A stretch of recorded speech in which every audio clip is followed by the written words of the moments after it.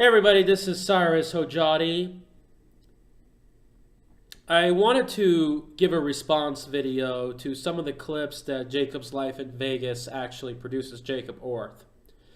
And one of the reasons why I think this is very important is because I think there should be some YouTube users out there who responds and kind of gives an analysis of what he does and what he presents. Now, before I begin, I just want you all to know that this is not really an attack video. This is not really some kind of criticism video about him, but I think that there should be more and more people who deliver an alternative view. Now, before I begin, I've actually met Jacob about a couple of weeks ago, and he seemed like a very nice, sincere person, and he did agree with me on a number of issues I've been talking about: the massive immigration, the culinary union, the multicultural scam, the corruption of the MGM resorts, and all that kind of topics I've been talking about. So the reason why he has not decided to interview me or talk about me is that he told me that, well, look, we agree on a lot of issues, but I don't agree with your style, the way you've been approaching people and the way you've been confronting people locally. He doesn't want to bother with me. And I guess that's fine. It's his own style, and that's how he wants to handle things. But then again, the problem is that the people who watch his channel do not get a true reflection or a reality aspect of what's really going on and what you're going to get living and visiting the Las Vegas area. And that's why I think you should look at other channels, including like myself, to get an idea of what's going on. So what I'm going to do is I'm going to play. So basically right now, he has made a video regarding the MSG sphere. And let's just first of all talk about what he has to say. What's going on, guys? Jacob Orth back here with another video of Jacob's Life in Vegas, coming to you guys with something new that is under construction here on the Strip in Las Vegas. I want to talk to you guys about this. You guys can actually see this right behind me taking place here. Some of you actually mentioned this in the comments about this construction taking place. So you guys see really pretty much right behind the high roller here, you see a whole section of what used to be a parking lot back there is now gone. It's now been knocked out. And you can actually see some of the construction behind me taking place as we speak right now.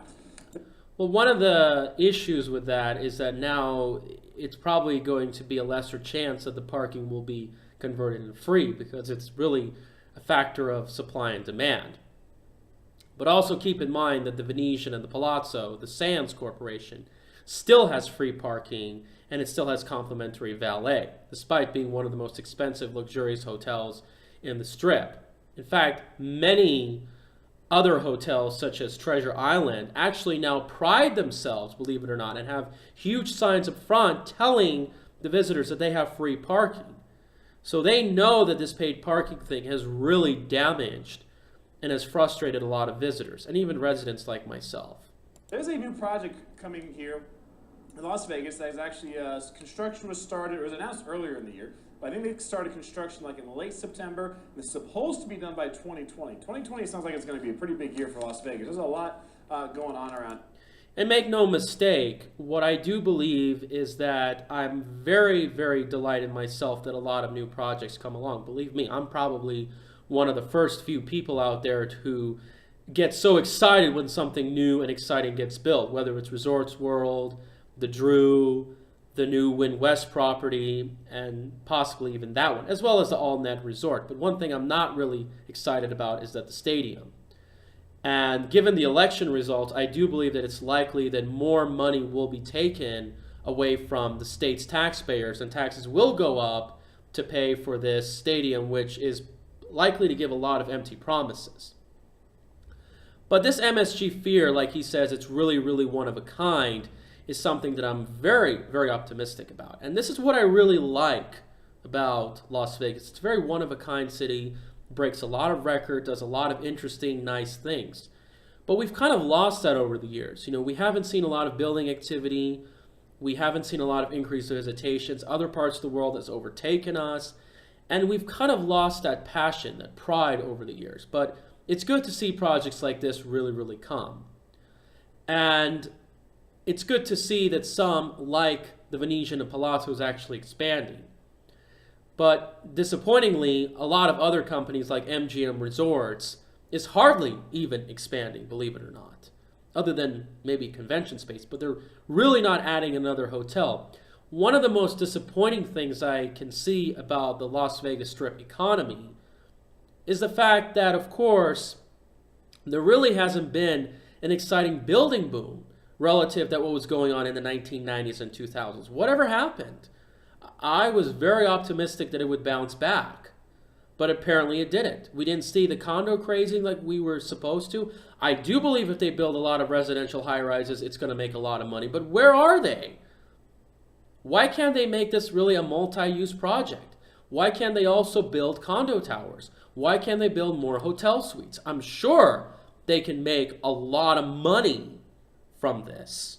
So keep this in mind. But this is just very, very disappointing.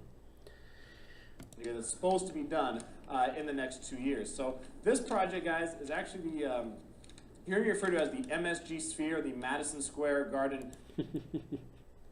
You know, it's kind of funny how they use the titles MSG.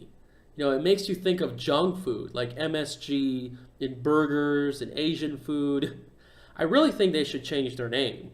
And I bet they're going to serve MSG food when the event opens. Sphere. This is a project taking place between the Las Vegas Sands Corporation and MSG Company, which is Madison Square Garden. They're building this thing. They're calling it the Sphere, okay? Now, as you could probably imagine, the Sphere is going to be circular. This thing's going to be actually an event center for like concerts and things like that. And this thing is supposed to have like some of the most amazing technology that you can actually have right now. So I'll put actually a link or two down below for at least one like local news story they did on this, and then some other articles about to talk to you guys, to give you guys some more info about what's coming, because this is kind of hard to describe. Like I've heard some other people describe it and seen some like pictures of what they think it's going to look like and all that kind of stuff. It's kind of hard to describe, so I'll put some other links down there for you guys to see it. But here's what this thing is going to have. This is... Well, unless if we see a massive improvement in mass transit, one of the concerns that I do have is that it's probably likely going to increase a lot of traffic. Now, hopefully, I don't know if they will do this, that the monorail will build another station, but it's very unlikely. As a matter of fact, I believe that the monorail has to just get replaced with something that's probably more and more cost efficient, like personal rapid transit. But I think the monorail is going to be in a lot of trouble when these self-driving cars are going to come, and they're going to be more efficient with traffic flow, not to mention more cost effective than taxi, rideshare, rental cars, buses, and so forth. So anyway, the other thing I wanted to point out is I hope when this venue gets built, it will increase demand for even more and more hotels. But the problem is a lot of points prove out that it's likely that we will get another economic downturn by 2020. Now, I don't know if it's going to halt this project. It may halt other nearby projects. But of course, that when the downturn comes, these resort operators are going to have to lower their prices and quit with their nickel and diming. So it may take several years. We'll have that aftershock where new hotels and possibly condos will come pretty soon. But I'm really excited about this project. But again, I have a different point of view of Jacob Orth. All right, everybody. Thank you guys so much. Please stay tuned. I'll have more Respond videos to come.